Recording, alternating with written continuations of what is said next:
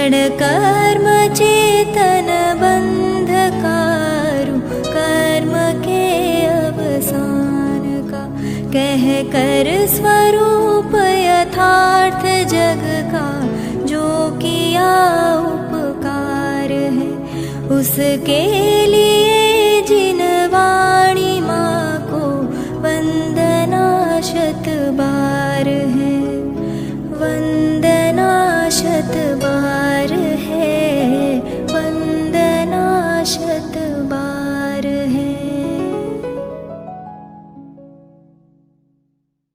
अद्याग्रहो ग्रह गहन विपत् निग्रहे लंघ्य वीर्यः, स्यात्कारामोघ मंत्र प्रणयन विदय शुद्ध साध्यान धीरः, धन्यानामादधाना धृतिमधिवसतां मंडलम जैनमग्र्यम्, वाच सामंत भद्र्यो विदधतु विवधाम सिद्धिमुद्भूत मुद्रा। ये जो मैंने मंगलाचरण पढ़ा है, ये आचार्य विद्यानंद स्वामी ने अष्टसहस्री में द्वितीय परिच्छेद का उपसंहार करते हुए लिखा है। अपन ने हर परिच्छेद के उपसंहार श्लोकों का अध्ययन करते जा रहे हैं। उसमें से ये दूसरे तीसरे परिच्छेद के मंगलाचरण छूट गए थे, अब तक हमने नहीं किए थे, जबकि ये बहुत अच्छे अच्छे मंगलाचरण के श्लोक हैं। इसलिए आज मैंने ये दूसरे नंबर का श्लोक आपको सुनाया है। बहुत अच्छा श्लोक है। देखो क्या कह रहे हैं। दूसरे श्लोक का विषय था द्वैत एकांत और अद्वैत एकांत, इसलिए ये बात उसी से संबंधित है। श्लोक का अर्थ देखते हैं।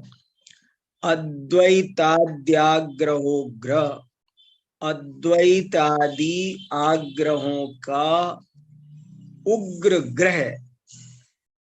लोग ग्रहों से बहुत परेशान रहते हैं। शनि ग्रह परेशान कर रहा है, अमुक ग्रह परेशान कर रहा है। यहाँ पर आचार्य देव कह रहे हैं कि सबसे खतरनाक ग्रह है एकांत। एकांत का ग्रह सबसे खतरनाक है।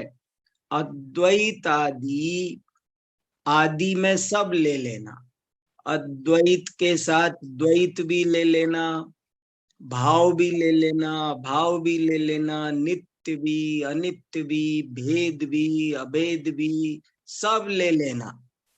कि अद्वैत आदि का आग्रह करना, आग्रह माने एकांत मानना, यही है उग्र ग्रह। उग्र माने तेज, खतरनाक, और यही है गहन विपत्ति, यही है बहुत गहरी विपत्ति। और निग्रहे, और इसका निग्रह करना भी बहुत मुश्किल है। और ग्रहों की शांति के उपाय तो शास्त्रों में बताए हैं, पर इस एकांत रूप आग्रह का उपाय यदि स्याद्वाद विद्या ना मिले तो संभव नहीं है। लेकिन जो इस एक अद्वैत आदि एकांतों के उग्र ग्रहों की खतरनाक विपत्ति का निग्रह करने के लिए अलंग्य वीर्य हैं, अद्भुत शक्तिशाली हैं। अलंग्य माने अमोघ, जिसका लंघन न किया जा सके, ऐसे वीर्य माने पराक्रमी, शक्तिशाली, सामर्थ्यशाली है। स्यात्कारो स्यात्कारो मोघ मंत्र, और जिनके पास स्यात्कार का अमोघ मंत्र है, जिन्होंने स्यात्कार के अमोघ मंत्र का प्रणयन किया है, ऐसे शुद्ध सद्ध्यान धीरा, जो शुद्ध निर्मल ध्यान करने में धीर हैं, तत्व का दर्शन ध्यान में होता है, जो स्यात्कार से स्यात्कार के अमोघ मंत्र का सहारा लेकर उस विधि को अपनाकर शुद्ध सद्ध्यान करके उस तत्व का दर्शन करने के में जो धीर हैं, बड़े ही महान हैं। धन्यानामादधाना, जो धन्यानाम, हम जगह जगह धन्य धन्य बोलते रहते हैं, सभी को धन्यवाद बोलते रहते हैं, धन्यवाद सुनना चाहते हैं। हम छोटी छोटी बात पर हम चाहते हैं लोग हमसे धन्यवाद कहें। हम भी लोगों को जरा जरा सी बात पर धन्यवाद कहते रहते हैं, पर आज ध्यान देने की बात है कि धन्यवाद किसे कहते हैं, कौन धन्य होते हैं। स्यादवादी लोग ही धन्यवाद के पात्र हैं, वे ही धन्य हैं, अन्य कोई धन्य नहीं है।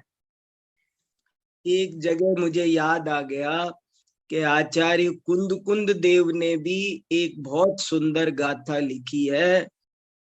ते धन्ना सुकयत्था, वे जीव धन्य है, वे सुकृतार्थ है, वे सूर है, वे पंडित है, वे पुरुषार्थी हैं, जो कभी स्वप्न में भी अपने सम्यक्त को मलिन नहीं करते हैं। ऐसी एक बहुत सुंदर गाथा है जिसको बाद में कभी सुनाऊंगा। यहाँ धन्य शब्द पर भी शांति से चिंतन करना चाहिए। क्या होता है धन्य, धन्य किसे कहते हैं। पूजा में भी विनय पाठ में सबसे पहले हम बोलते हैं, धन्य जिनेश्वर देव तुम नासे कर्म जुआठ। हमने सारे शब्दों के लौकिक अर्थ कर दिए, जबकि ये बड़े अलौकिक अर्थ है।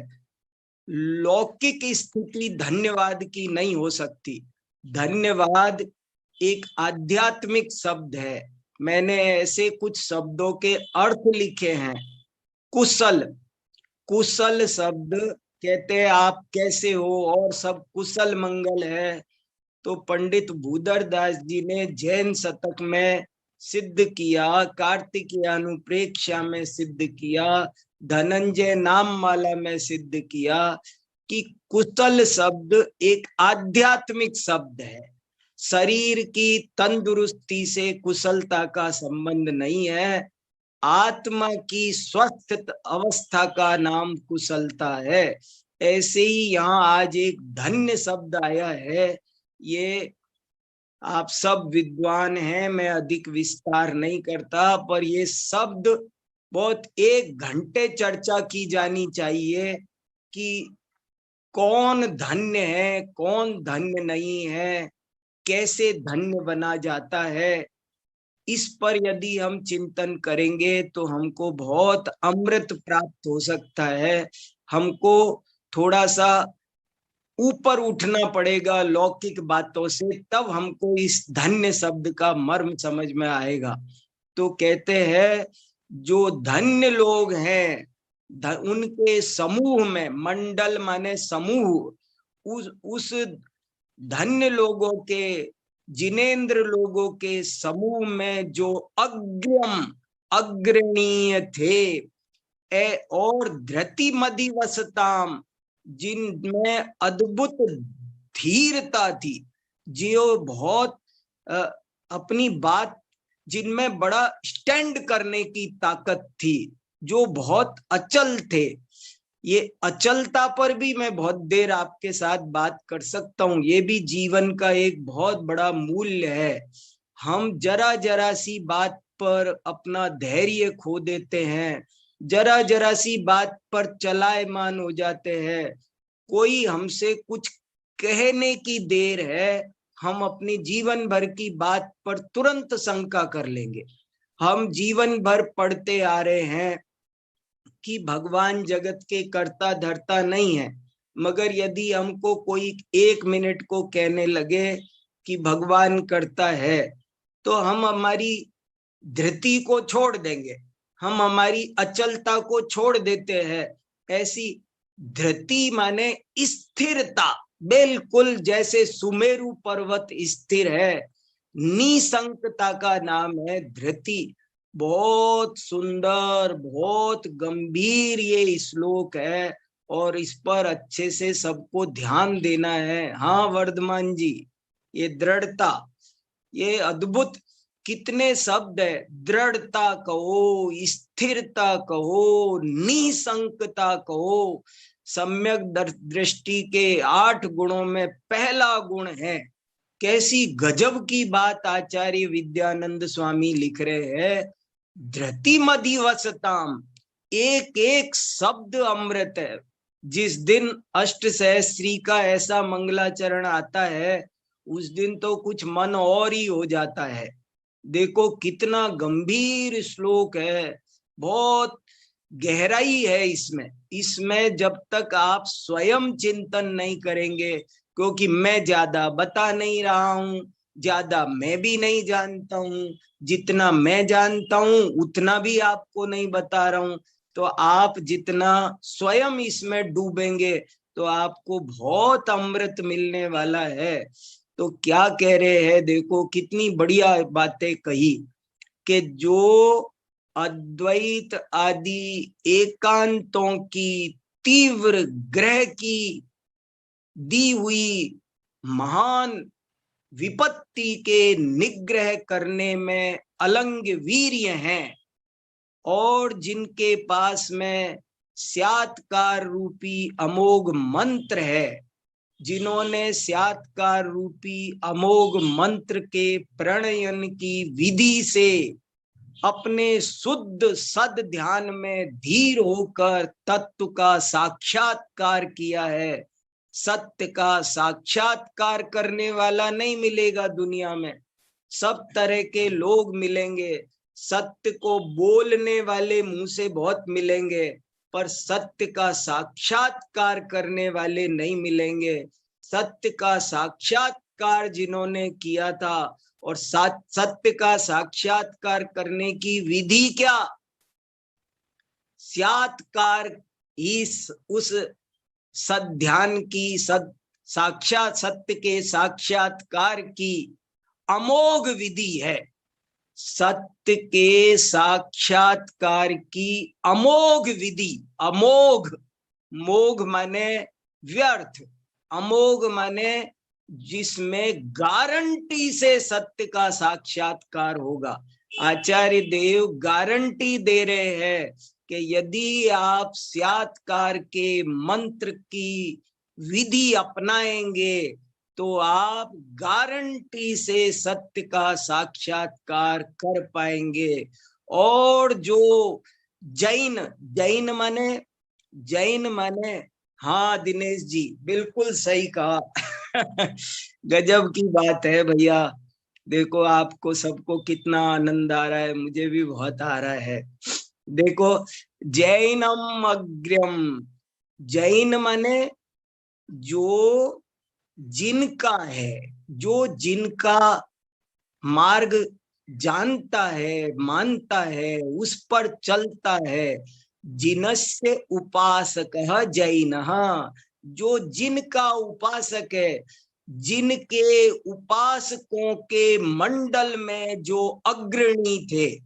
देखो कितना अच्छा, ये सब इसका अन्वय लग जाए। थोड़ी सी संस्कृत जिसको 10-20% आती होगी उसको तो और अद्भुत आनंद आ रहा होगा। तो जो जैन मंडल के अग्रणी धन्य लोगों को में थे, और धृतिमधिवसताम, जो धरती में रहते हैं। कहाँ रहते हैं, हम सब धरती पर रहते हैं। धरती पर रहना सीख जाएं। धरती का नाम भी धरती, धृति से ही बना हुआ है, धृति से ही धरती बना है। पर हम इस भौतिक धरती पर तो बहुत रहते हैं, इस दार्शनिक धरती पर किस दिन स्थिर होंगे, इस आध्यात्मिक धरती पर किस दिन स्थित होंगे, ऐसी अद्भुत बात है। ये किसके विशेषण हैं, किसके गीत गाए जा रहे हैं कि जो अद्वैत आदि आग्रहों की, उग्र ग्रह की गहरी विपत्ति को दूर करने में अद्भुत सामर्थ्यशाली थे, जो साक्षात्कार के अमोघ मंत्र का प्रणयन करते हुए उसी विधि से शुद्ध सद ध्यान में धीर वीर थे, जो जैन मंडल के धन्य लोगों में अग्रणीय थे, जो धरती पर रहते थे, आदधाना उनको भी धारण करते थे, आचार्य थे ना, जैन मंडलों के, जैन जिनेन्द्र के उपासकों का जो संघ था उसमें जो अग्रणीय थे, उसे जो संभालते थे, ऐसे आचार्य समंत भद्र।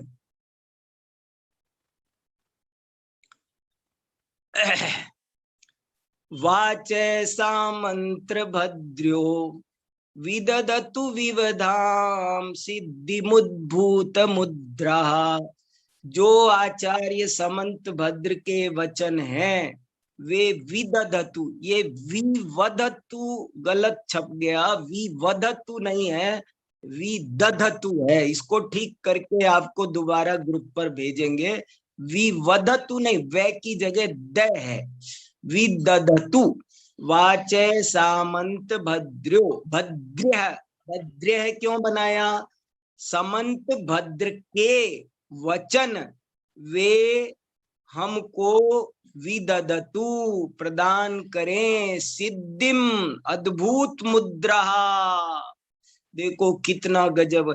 एक बार जो अर्थ यहाँ लिखा हुआ है उसको भी पढ़ लेते हैं ताकि हमसे कहीं कोई अस्पष्टता रही होगी तो वो साफ हो जाएगा।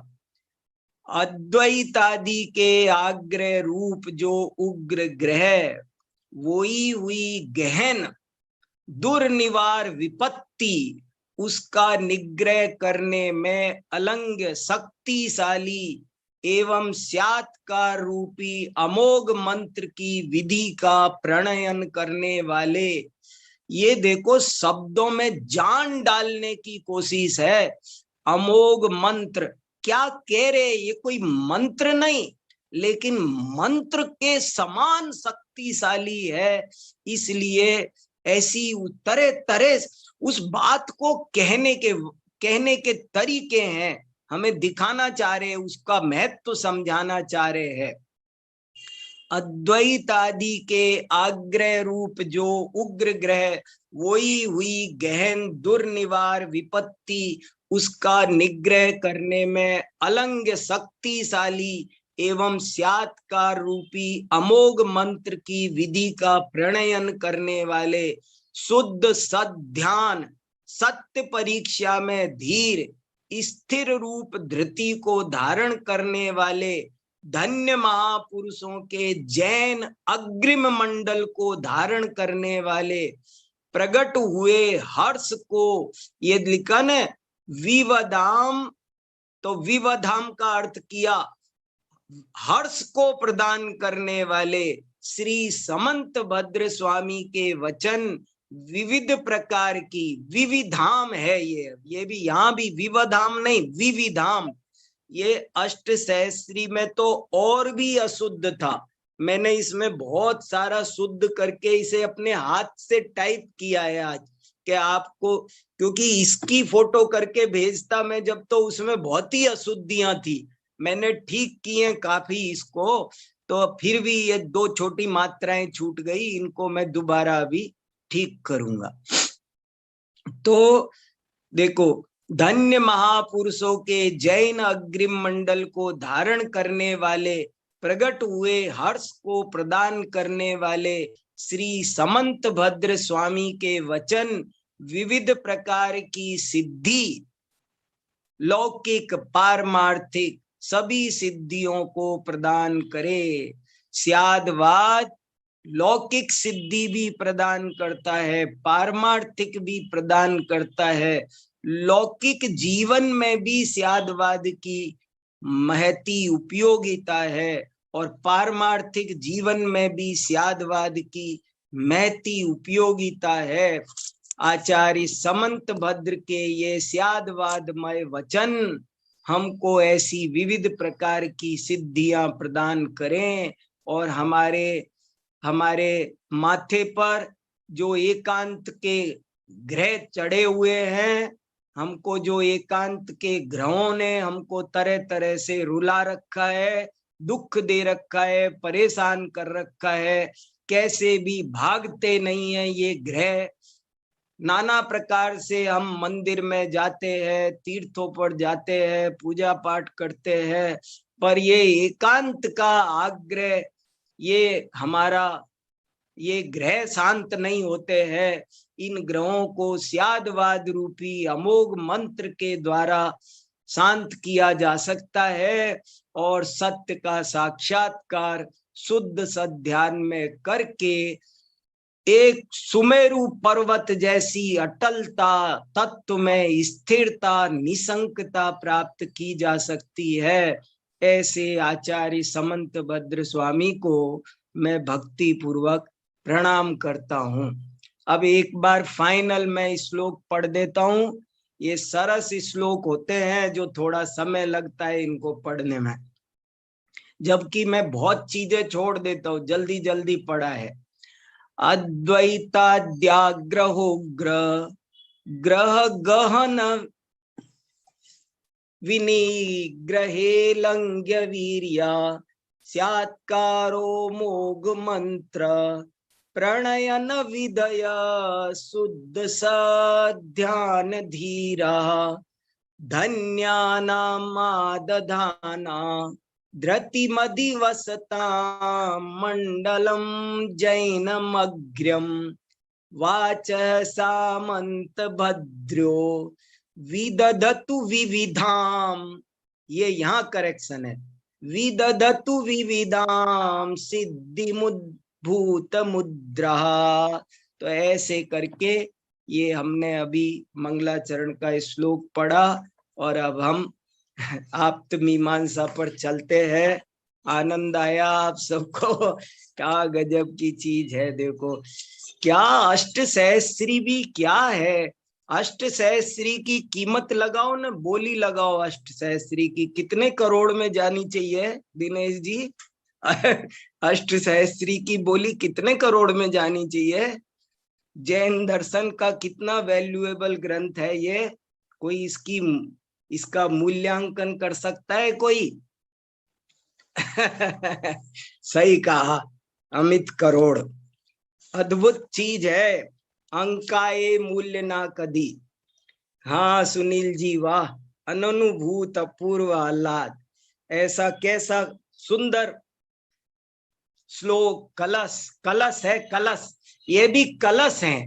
अष्ट सहस्त्री के उपसंहार में पूरे अध्याय में पहले मंदिर बनाते हैं बहुत सुंदर, स्यादवाद का भव्य भवन बनाते हैं बहुत अच्छा।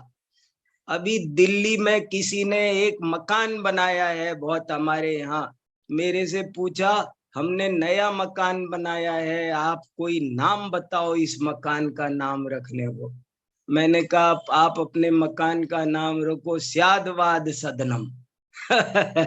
यही घूम रहा है हमें, हमने यही, मैंने कहा स्यादवाद सदनम बना। चलो, तो हमने 95 कारिकाएं पढ़ ली। और हाँ वैभव जी सही कहा एकदम, हमने 9 परिच्छेदों का स्वाध्याय कर चुके। बातें तो मेरे दिमाग में अभी 9 परिच्छेदों में भी बहुत कहने को घूमती रहती है, पर अब आज 10वां परिच्छेद प्रारंभ करते हैं। कारिका आपके सामने स्क्रीन पर है, कारिका नंबर 96। अब यहाँ पर एक बहुत अच्छा, बड़ा प्यारा सा, सरल सा बहुत रोचक प्रकरण आचार्य समंत भद्र स्वामी उठा रहे हैं। यहाँ पर एक बड़ा बहुत ही इंटरेस्टिंग सा प्रकरण आ रहा है, जरा देखो। बहुत सिंपल सी बात है जिसमें कोई सोच भी नहीं सकता था कि यहाँ भी स्यादवाद लगेगा, लेकिन उन्होंने यहाँ पर भी कहा कि यदि आप स्यादवाद नहीं लगाओगे तो कितनी गंभीर समस्या हो जाएगी। मुझे बार बार ये बात ध्यान आती है कि यदि आपको स्यात शब्द का महत्व नहीं समझ में आ पा रहा है तो आप सर्वथा के प्रभाव का अनुभव करने की कोशिश करें, तब आपको समझ में आएगा कि सर्वथा कितना खतरनाक है। और वो सर्वथा हर वाक्य में लगा ही होता है। यदि आपने स्यात नहीं लगाया तो सर्वथा लगा ही हुआ होता है। स्यात शब्द क्यों लगाना जरूरी होता है? क्योंकि यदि आपने स्यात नहीं लगाया तो सर्वथा तो वहां लगा ही हुआ है, और वो सर्वथा एक खतरनाक विष है। उस विष को निर्विष करने के लिए वो वाक्य में सर्वथा, हर वाक्य में ऐसी भाषा की प्रकृति है कि हर वाक्य में बिना लगाए भी सर्वथा लगा ही होता है। जैसे कोई कहे कि अभी दिन है, तो इस वाक्य में सर्वथा शब्द लगा ही हुआ है। सामने वाले ने नहीं कहा तो भी लगा ही हुआ है। और ये जो लगा हुआ सर्वथा शब्द है, ये एक विष के समान है, स्वपर प्रणाशी है।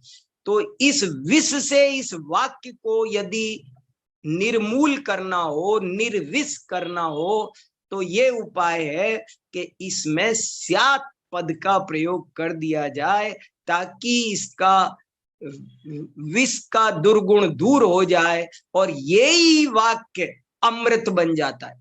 एक ही वाक्य जो विष युक्त था, विष ही औषध बन जाता है। जैसे कोई चतुर वैद्य विष को औषध बना देता है, ऐसे ही स्यादवादी हर विषाक्त वाक्य को स्यात् पद से सिंचित करके उसे औषध बना देता है, अमृत बना देता है। तो ऐसा ये एक, देखो क्या प्रकरण आ रहा है, जरा देखते हैं। मैं कारिका पढ़ता हूं। अज्ञानाच्चेद्ध्रुवो बंधो ज्ञेयानन्त्या न केवली ज्ञानस्तोकात् विमोक्षश्चेत् ज्ञानात् बहुतोऽन्यथा। अज्ञानात्, फिर से पढ़ता हूं, नीचे मैंने एक को छोड़ दिया था। अज्ञानाच्चेद्ध्रुवो बंधो ज्ञेयानन्त्या न केवली ज्ञानस्तोकाद् विमोक्षश्चेत् अज्ञानात् बहुतोऽन्यथा। अर्थ करते हैं। पहले कारिका का अर्थ, सरल अर्थ समझ में आना चाहिए, तब उसका विश्लेषण व्याख्या हो सकती है। अज्ञानात् पंचमी विभक्ति एक वचन, अज्ञान से, चेत, चेत माने यदि, ध्रुव, ध्रुव माने सर्वथा।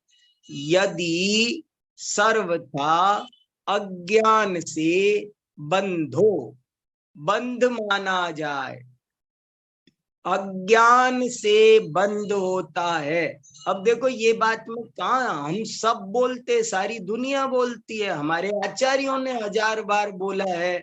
आज ये कह रहे हैं कि यदि ऐसा माना जाए कि अज्ञान से बंध होता है, इस बात को भी यदि हम सर्वथा स्वीकार कर ले तो कितने भयंकर दोष उत्पन्न हो जाएंगे।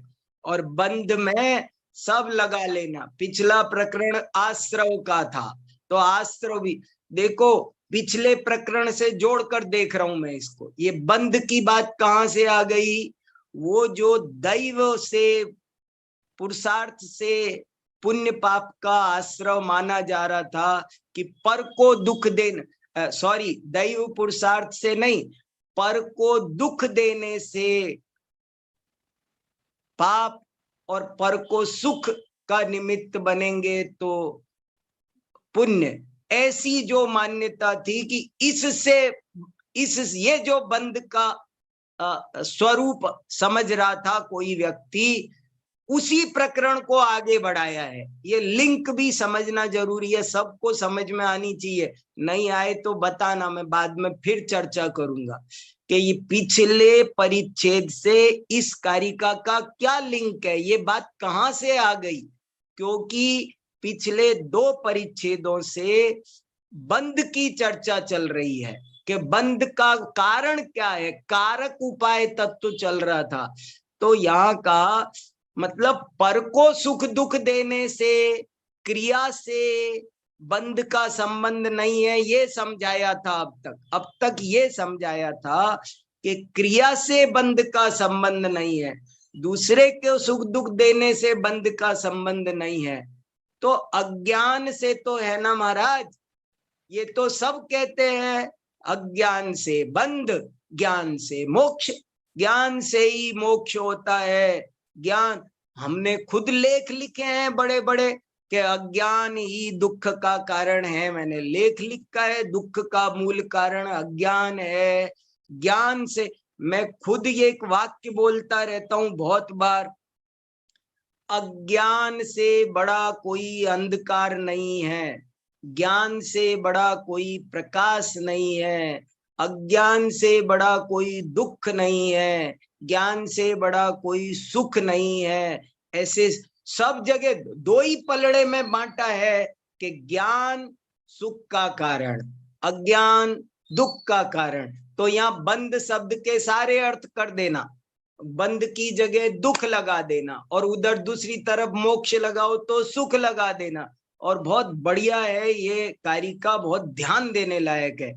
अज्ञाना चेद्रुवो बंधो ज्ञेयानंत्या न केवली।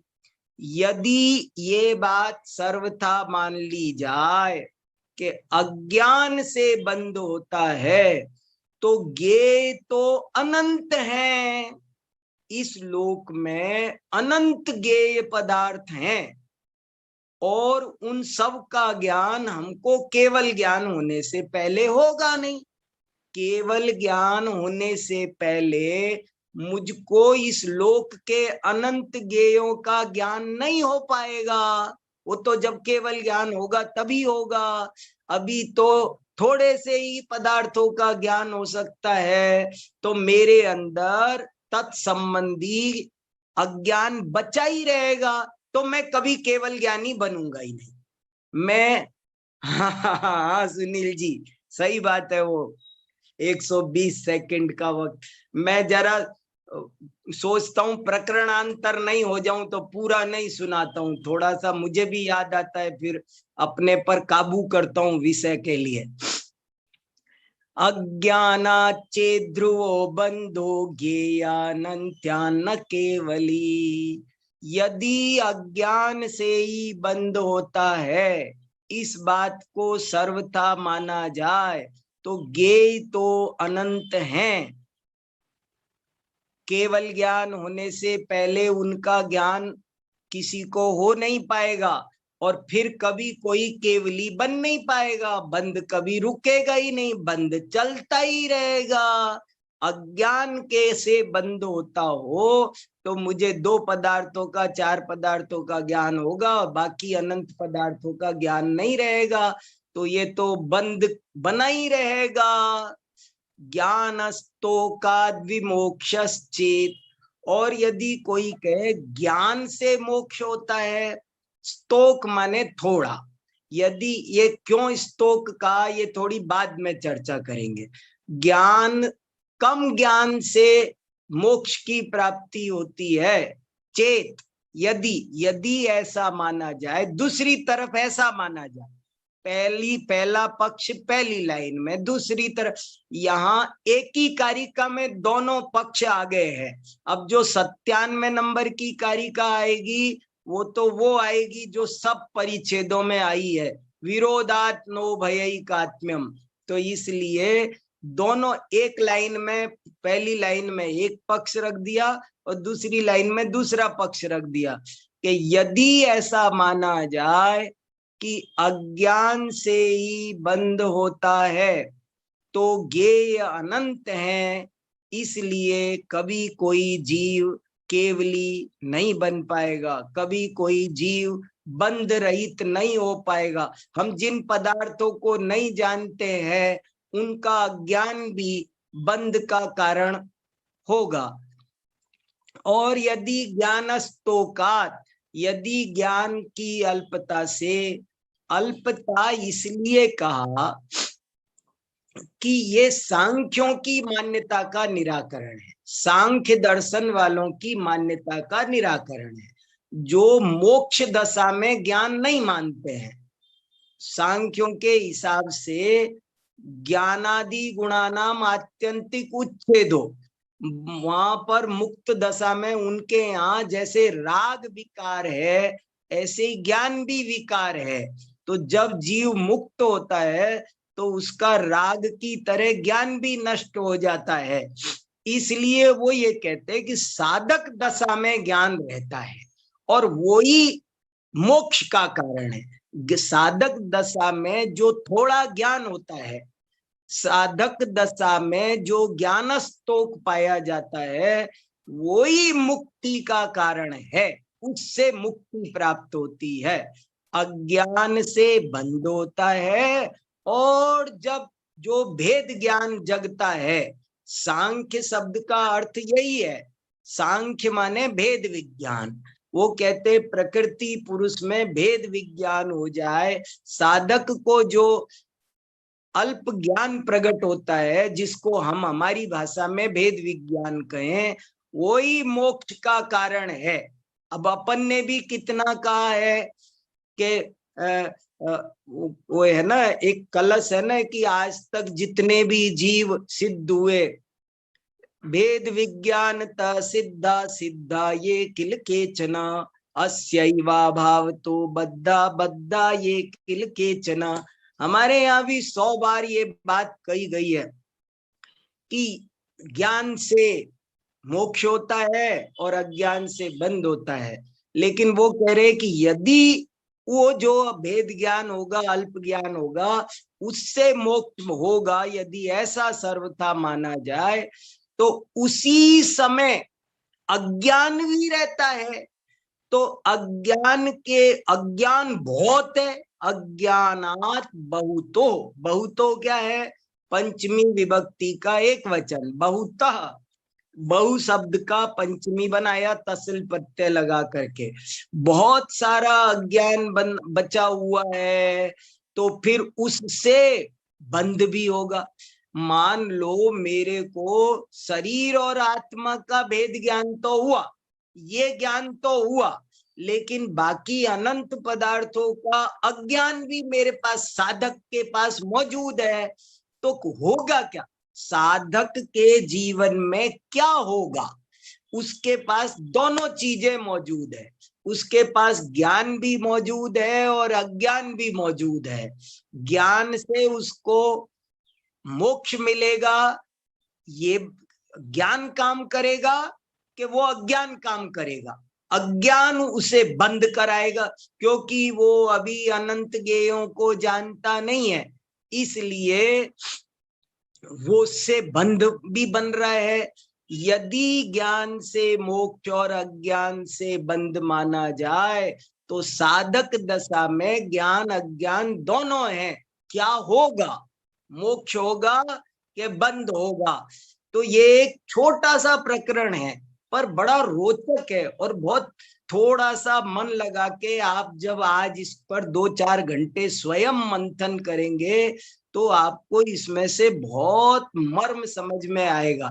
अज्ञान, देखो ऐसे लिखा है, मोक्ष मार्ग प्रकाशक में पंडित टोडरमल जी ने इस प्रकरण को उठाया है, और भी बहुत आचार्यों ने उठाया है, और ये बड़ा क्रांतिकारी प्रकरण है और बहुत ही प्रयोजनभूत है।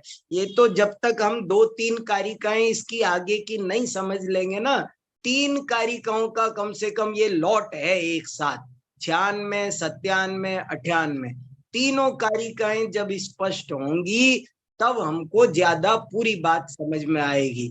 पर अभी इतनी सी बात है कि हमको जैसे मान लो अज्ञान से बंद होता हो, तो किसी व्यक्ति को अमेरिका का ज्ञान नहीं है, जापान का नहीं है, चाइना का नहीं है, 20 भाषाएं नहीं आती है, अनंत असंख्यात द्वीप समुद्र का ज्ञान नहीं, वो औदैहिक अज्ञान, इसको पंडित टोडरमल जी ने कहा 2 तरह का अज्ञान है। एक औदैहिक अज्ञान है, एक क्षयोपशमिक अज्ञान है। और यहाँ इसकी टीका में एक बहुत अच्छा शब्द दिया है, वो भी जानने योग्य है, इसलिए आपको बताता हूं। 2 तरह के अभाव होते हैं। अज्ञान शब्द अभाववाचक है। अज्ञान माने ज्ञान नहीं, अज्ञान। अज्ञान शब्द देखो, ये बहुत एक इंपॉर्टेंट बात है जो मैं शॉर्ट में कह रहा हूं, सारे शब्दों में लगेगा। अहिंसा, जितने भी अभाववाचक शब्द हैं तो कह रहे अभाव 2 प्रकार का होता है। अभाव 2 प्रकार का होता है। मैंने आज तक कक्षा में चर्चा नहीं की इस प्रकरण की। अभाव 2 तरह का होता है। एक अभाव को कहते हैं पर्युदास अभाव, एक को कहते प्रसज्याभाव, प्रसज्याभाव, और एक पर्युदास अभाव। प्रसज्याभाव का मतलब होता है सर्वथा अभाव, नहीं है। अज्ञान, एक तो है अज्ञान, अज्ञान का मतलब है ज्ञान नहीं होना, ज्ञान नहीं होना, ये अर्थ है अज्ञान का। और एक अज्ञान शब्द का अर्थ होता है गलत ज्ञान होना। देखो बहुत खास बात है, जैसे मैं भी अज्ञानी हूं और ये पेन भी अज्ञानी है। ये पेन अज्ञानी है कि नहीं? ये पेन अज्ञानी है और मैं भी अज्ञानी हूं। क्या फर्क है मेरे में? मेरे अज्ञान, मेरा अज्ञान और इस पेन का अज्ञान एक सा है क्या? नहीं, इसका प्रसज्या भाव रूप अज्ञान है, मेरा पर्युदास रूप अज्ञान है। जब अज्ञान की जगह कुछ नहीं है, अज्ञान माने ज्ञान नहीं, बस खेल खत्म, ये प्रसज्या भाव है। और एक होता है पर्युदास। अज्ञान का मतलब है मेरे को सम्यक ज्ञान नहीं, आत्मज्ञान नहीं, तत्व ज्ञान नहीं, मिथ्या ज्ञान है। मैं सत को असत, असत को सत, एक को अनेक, सुख को दुख, मैं सुख को दुख जानता हूं, दुख को सुख जानता हूं, ये भी एक अज्ञान है। समझना, 2 तरह का अज्ञान है। एक तो अज्ञान ये कि मेरे सामने जो चीज है वो मैं जानता नहीं, मेरे सामने समय सार रखा है, मैं उसे नहीं देख पा रहा हूं, एक ये अज्ञान है। और मैं उस समय सार को प्रवचन सार के रूप में जान रहा हूं। हाँ दिनेश जी, एक विपरीत ज्ञान रूप है और एक अभाव रूप ज्ञान है। तो यदि अज्ञान, और इसमें कहेंगे कि दोनों ही तरह का ज्ञान बंद का कारण नहीं है। ये और गजब की बात सुनो आप अभी एक तरह का तो समझ में आ गया होगा कि जो प्रसज्या भाव है, औदैहिक अज्ञान है, वो तो बंद का कारण है ही नहीं। सही पूछा जाए तो क्षयोपशम रूप अज्ञान भी बंद का कारण नहीं है। ये गहरी बात है। जो औदैहिक अज्ञान है, इस घड़ी को, ये घड़ी अज्ञानी है कि नहीं है? ये घड़ी भी अज्ञानी है। तो अगर अज्ञान से बंद होता हो तो इसको बंद हो जाए, इसे भी कर्म बंद होना चाहिए, इसका भी जन्म मरण होना चाहिए, 4 गति 84 लाख योनियों में ये भी घूमना चाहिए, तो ये भी अज्ञानी है। लेकिन ये प्रसज्या भाव रूप अज्ञान है। एक होता है पर्युदास रूप अज्ञान, वो होता है मिथ्या ज्ञान रूप, जो जीव को होता है, गलत जानना, वो विपरीत ज्ञान। तो वो बंद का कारण है। अभी बहुत गहरी चर्चा आने वाली है, जो समय कम है इसलिए आज नहीं हो सकती, कल करेंगे। अब आज आप लोग सुनाओ मुझे थोड़ी सी बातें, क्या क्या कुछ निकल के आ रहा है। देखो संदेश भैया जी, अभी हमने 10वें परिच्छेद को प्रारंभ करते हुए आचार्य उसी फ्लो में आगे बढ़ रहे हैं कि बंध कैसे होता है। तो पहले तो पुण्याश्रव और पापाश्रव के रूप में उस बंध की चर्चा की, और अब इस पर विचार किया जा रहा है कि बंध अज्ञान से होता है या मोक्ष ज्ञान से होता है। इस तरह की कुछ चर्चा आचार्य समंत भद्र देव के द्वारा उठाई गई है, और बहुत सुंदर तर्कों के माध्यम से वो इन एकांतों का भी खंडन कर रहे हैं। इस संदर्भ में आपके कोई प्रश्न हो या कोई चर्चा हो तो वो आमंत्रित हैं। बहुत बढ़िया, बहुत ही बढ़िया है। बंद के पीछे पड़ गए हैं आचार्य देव अब, कि बंद कैसे होता है। और ये जो दो अभाव भी आज बहुत विशेष आए कक्षा के बीच में, एक प्रसज्या भाव और एक पर्युदासा भाव, न्याय ग्रंथों में काफी जगह आचार्यों ने इसका खंडन के लिए प्रयोग जगह जगह पर किया है। हाँ, सुनील जी कुछ कह हाँ हाँ, सुनाओ सुनील जी। भाई साहब जय जिनेन्द्र। सुनाइए सुनाइए। बहुत बहुत सुंदर आचार्य विद्यानंद जी के पुष्पक श्लोक अंतिम मंगल के रूप में जो लिखे हैं, बहुत क्या गहरे भाव है। और ऐसा लगता है कि हर श्लोक उन्होंने अपने भाव पुष्प समंत भद्र आचार्य के चरणों में चढ़ाए हैं। हाँ, ठूस ठूस के भर दिया, ठूस ठूस के, कहते हैं ना, ठूस ठूस के। जी हाँ, जी, बहुत सुंदर है। हाँ, दूसरी बात, सहज ही बात बात में आपने ये दो परिच्छेदों में मानो आश्रव तत्व की चर्चा और बंध तत्व की चर्चा, ये आपने बीच में जो इशारा किया वो भी बड़ा अच्छा लगा, क्योंकि बात ऐसी है, पुण्याश्रव पापाश्रव वाली बात वो मानो आश्रव तत्व के लिए समर्पित थी, और अभी ये जो है ज्ञान अज्ञान वाली बात बंध के संदर्भ में। और ये तो बहुत सुंदर न्याय के अपने पेटेंट ट्रेडमार्क रूप शब्द हैं, पर्युदास अभाव और प्रसज्जा भाव। ये बहुत अच्छी बात भाई साहब की अज्ञान के मानो 3 प्रकार आए अभी सहज ही आपकी चर्चा में। एक तो ज्ञान नहीं है, जो गुरुदेव श्री कहा करते थे कि जेमा ज्ञान ना नूर नु पूर नथी, ऐसे जड़, एक तो वो अज्ञान, इनका उदाहरण देकर के बताया।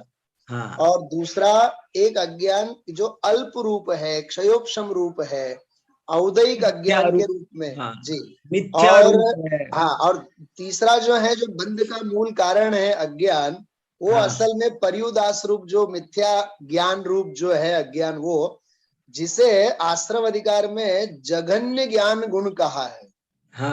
जघन्य ज्ञान गुण जो बंध का कारण है। तो वो वाली बात बहुत सुंदर। ये अभी अगली कक्षा में और ये विषय खुलेगा, आनंद आएगा।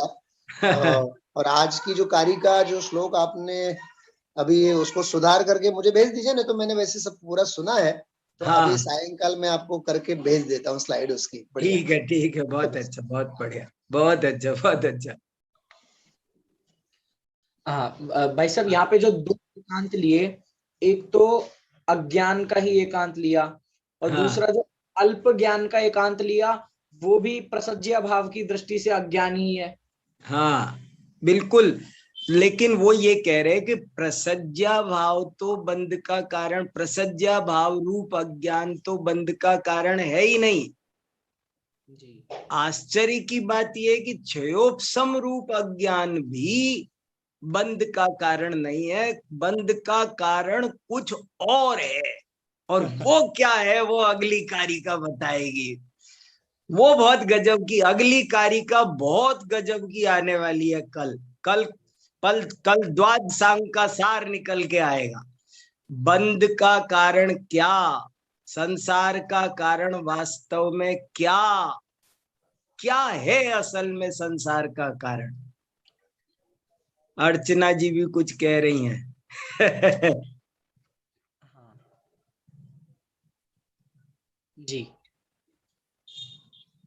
हाँ सुनाइए। जय जिनेन्द्र। हाँ सुनाइए। इस चर्चा से मुझे थोड़ा सा क्लू मिल रहा है। हाँ। तो मुझे याद आ रहा है ऊष्मा प्रकाशक जी में जहाँ टोडरमल जी ने नवीन बंद विचार की बात की है, हाँ, तो वहां पर उन्होंने भी ये छायोपशमिक ज्ञान को स्वभाव का अंश बता के उसको बंद का कारण नहीं कहा। वाह, बहुत बढ़िया पकड़ा आपने, एकदम पकड़ा, बहुत बढ़िया पकड़ा, बहुत अच्छा पकड़ा। यही तो अब ये खोज रहे हैं 3 परिच्छेदों से, जो समंतभद्र स्वामी बहुत नपा तुला बोलते हैं, उन्होंने 3 परिच्छेदों लगा दिए कि बंद का कारण क्या। ये छोटी बात होती तो 3 परिच्छेद लगाने वाले नहीं थे वो, 1 कारिका 2 कारिका कह के 1 परिच्छेद कह के रह जाते। 3 परिच्छेदों से पीछे लगे हैं कि पहचानो बंद का असली कारण, पहचानो। अरे ये समय साल जी में भी वहां पे भी कहा, वो धूली का एग्जाम्पल देके कि हाँ, बंद का कारण क्या है, हाँ, धूली क्यों चिपकी। हाँ, वहां पर भी बोले आप निर्दोष हेतु निकालो, अव्याप्ति अति। देखो ये मुद्दा बहुत जबरदस्त चला है। अपन तो अन्य दर्शनों में ज्यादा गहराई में जाते नहीं ना, नहीं तो अन्य दर्शनों में एक मान्यता ये पाई जाती है कि ज्ञान ही दुख का कारण है। वो बहुत जोर से बौद्ध दर्शन में ज्ञान को दुख का कारण कहा। तो ऐसे ऐसे कई सारी बातें हैं। हाँ, और सुनाओ आप। मैं तो सुनाया, मैं अपनी बात बाद में और भी कह सकता हूँ, कोई बात नहीं। हाँ, हाँ भाई साहब, प्रवचन सार जी में तो जगह जगह पर यही बात कही कि केवल ज्ञान से ही सुख मिल सकता है, पूर्ण सुख केवल ज्ञान से ही मिलेगा। तो हाँ, वहां पे इसी बात की सिद्धि हुई ना कि जो मान लो अमेरिका में भी रखा हुआ पदार्थ है, उसको भी जानेंगे तो ही सुख होगा, या कहीं हाँ, भी कैसा पदार्थ है उसी को जानने से सुख होगा। हाँ, हाँ, चलिए चलो। और दिनेश जी को सही। सुनते हैं। हाँ, हाँ, दिनेश जी को सुनो। हाँ, दिनेश जी बताइए। जय जय डॉक्टर साहब। जय जिनेन्द्र, अभी बताइए। आपने शुरू में आपने बताया था ना कि 95वीं कारिका से 96 का संबंध, मतलब जैसे बताते हुए हाँ, हाँ, हाँ, वो कि बताइए, क्रिया वो से, और पहली जोड़िए, बात और आपने जोड़िए। कही कि क्रिया से बंध का संबंध नहीं है, हाँ, और दूसरी बात कही थी कि दूसरे को सुख दुख देने से भी बंध नहीं है। हाँ, लेकिन तीसरी बात तो ये है ना कि उसमें संक्लेश और विशुद्धि का जो अंग आया था, हाँ, तो उसका लिंक क्या बनता है 96वीं कारिका से? हाँ, निकालो ना, आप निकालो कुछ। मैं नहीं, नहीं, मैं भी कोशिश करूंगा। अच्छा कहा, किसी को भी कुछ भी समझ में आ रहा हो तो बोलना, अपन सब मिलके पढ़ रहे हैं। क्योंकि आश्रव का कारण तो वहां पर यही कहा था कि संक्लेश हाँ, और विशुद्धि। सही कहा। फिर यहाँ बात कैसे आगे दूसरी तरफ चली हाँ, जा रही है। हाँ, सही फिर कह ज्ञान रहे। की तरफ कैसे मुड़े, ज्ञान की तरफ कैसे हाँ, मुड़े। हाँ, हाँ, ज्ञान की तरफ कैसे मुड़े। तो ये दो बातें, मतलब नहीं, वो तो नहीं, है ही है। ठीक है, अच्छा किया, बहुत अच्छा प्रश्न आपने उठाया है। और किसी को पता हो तो बताओ, नहीं हम पेंडिंग रखते हैं, आज नहीं कल सुलझेगा। क्योंकि वो तो निर्णय हो ही गया ना 95वीं कारिका से, संक्लेश और हाँ, विशुद्धि से हाँ, हाँ, बंद हाँ, होता है, हाँ, हाँ, वो तो नियम हो ही गया। हाँ। तो अब ये दूसरी नहीं, बात आई। नहीं, ये जो आपने कहा ना वहां निर्णय हो गया, हाँ इस पर मेरे को कुछ सवाल है। निर्णय नहीं हुआ, वो उस प्रकरण का समाधान हो गया। अच्छा अच्छा। वो जो 2 पक्ष थे, वो 2 पक्षों को बीच में लाके खड़ा कर दिया। ओवरऑल निर्णय नहीं हुआ, अभी बहुत सारी बातें बाकी थी। अच्छा, वहां जो 2 पार्टियां थी उनको समझा दिया। हाँ, जो ये कह रहे थे कि क्रिया से और सुख दुख देने से है, उनकी बात थी, मतलब। हाँ, वहाँ क्रिया और भाव के बीच में बात आई थी हाँ, कि क्रिया उसका से निराकरण किया। हाँ, बिल्कुल अर्चना जी। देखो कभी भी, ये भी एक बहुत बात है, जब हम कोई बात कहते हैं ना, तो हम किसी संदर्भ में कहते हैं, और वो उसका किसी दूसरी बात का निषेध्य होता है वो कथन। तो वहां उस हर परिच्छेद में ऐसा कुछ नहीं है कि सारी बात उन्होंने फाइनल कह दी है। वो जो 2 मान्यताएं थी उनको निकालकर उस पर सप्तभंग घटित करके बता दिए, बस। हाँ, अब बंद प्रक्रिया, ये तो बहुत बड़ी लंबी विशेष बात है, तो इसको और गहराई से एक एक कदम आगे बढ़ रहे हैं ऐसा लग रहा है, फिर भी और सोचते हैं जरूर। भाई साहब, इसमें थोड़ा सा मैं ये और कहना चाहती हूँ कि हाँ, जैसे कोई दीप सम्यक दृष्टि हो गया और हाँ, चौथे स्थान से लेकर हाँ। 12वें स्थान तक वो ही छायोपशमिक ज्ञान है, तो फिर बंद एक जैसा होना चाहिए था। वाह, लेकिन बंद एक जैसा नहीं हो रहा। अनंतानुबंधी का अभाव हुआ, फिर अप्रत्यज्ञान का अभाव हुआ, प्रत्यख्यान संबंधी अभाव हुआ। तो जितना जितना राग है उसी छायोपशमिक ज्ञान के होने पर भी उतना उतना बंद है। जबकि अधिक अज्ञान, तो अगर अपन एक एंगल से कहें तो अधिक अज्ञान सबको बराबर हो सकता है। सही है, लेकिन बंद अलग अलग हो रहा है। हाँ। तो इससे इस बात की सिद्धि हो रही है। बहुत बढ़िया, बहुत बढ़िया। एक बात और है जी, एक बात और है कि यहाँ पर दोनों चीजों की बात की, बंध की भी और मोक्ष की भी। यहाँ पे सिर्फ बंध की बात नहीं की। और यहाँ पे फिर 4 कथन खड़े हो जाएंगे। यदि हम बंध और मोक्ष दोनों को लेते हैं तो 4 कथन खड़े होंगे कि सबसे पहला तो सर्वथा अज्ञान से ही बंध होता है, और फिर इसका विपरीत, क्योंकि ये दोनों तो आपस में विपरीत लगते नहीं है। फिर सर्वथा अल्प ज्ञान से ही मोक्ष होता है, या फिर सर्वथा पूर्ण ज्ञान से ही मोक्ष होता है। इसके 2 कथन खड़े हो जाएंगे, क्योंकि ये दोनों परस्पर तो विपरीत है नहीं। तो इनके 4 कथन खड़े होंगे। तो उस संदर्भ में भी विचार किया जाना चाहिए। बराबर, 4 पक्ष खड़े हो जाएंगे। देखो, मैं सबसे ये कह रहा हूं कि आप सब लोग थोड़ा सा टीका पढ़ लेना और एक दूसरे को सहयोग करना। आप आराम से टीका पढ़ लो और क्या क्या विशेष बात आपको इसमें भाषित होती है वो कल बताना हमको। जी, अभी मैंने देखा उदय चंद जी की भी जो टीका है उसमें भी काफी विस्तृत उन्होंने बहुत में लिखा है।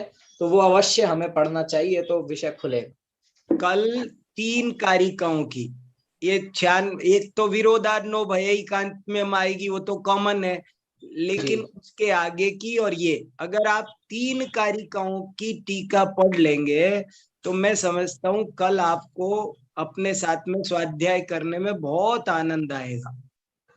कुछ नई नई बातें आप भी बता पाएंगे, तो आप उसको देखना जरूर, जो जो समय मिल जाए, जो देख सके उनको देखना। शशि जी। हाँ, शशि जी सुनाइए, बहुत अच्छा। हाँ, बताइए।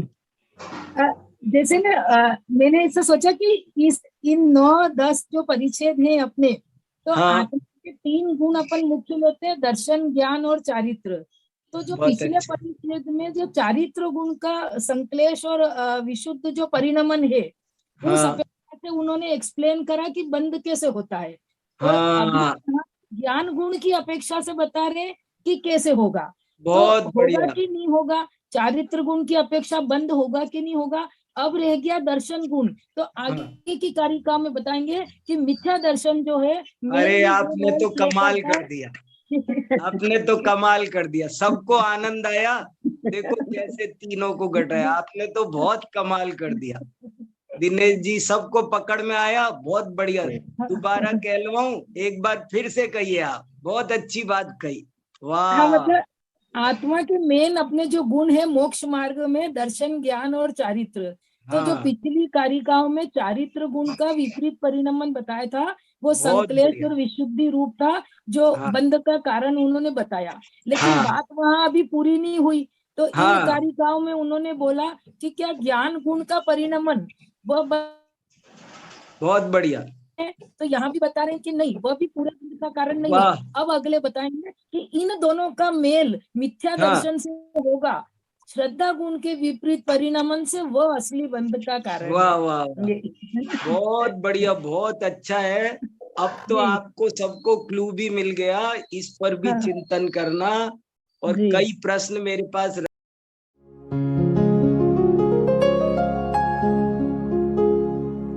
निज निधि निज में बताए, यह अनंत उपकार है उसके लिए जिन वाणी माँ को वंदना शत बार है, वंदना शत बार है, वंदना शत बार है।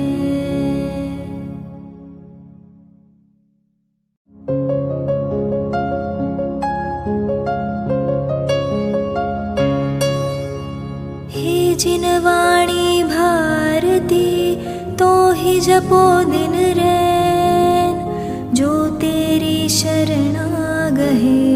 सुपावे सुख चैन।